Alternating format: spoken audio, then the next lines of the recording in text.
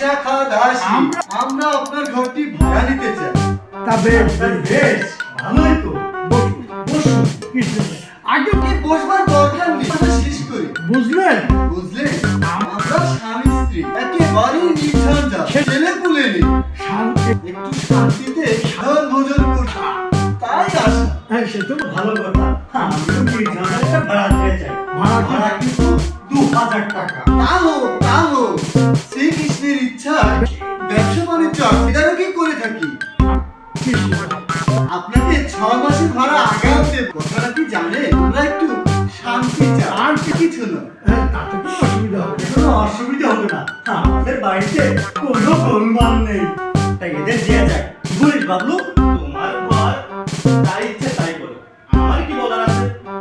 এই কৃষ্ণদাস বাবু তাহলে সব দেখে শুনে নিন। দেখে শুনে নিন। ওপাশে পানির কল আছে, আর ওইদিকে ছোট্ট বারান্দা আছে, ওখানে রাখতে পারবে। কৃষ্ণ বাহ, কৃষ্ণের ইচ্ছায় সব তো তো ভালোই দেখছি। আমি শান্তি চাই, এর- এমনি একটা জায়গায় তো কি খুঁজছিলাম। ও কি বল, এতেই তো আমাদের কুলিয়ে যাবে। বিষয়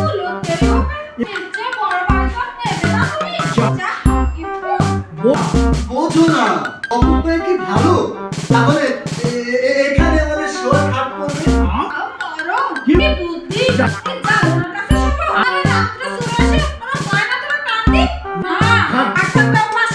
ও ওপাশে ওদিকে জানলা নেই যে, গরমে টান যাবে। না আমি বলি খাট থাকতে এপাশে।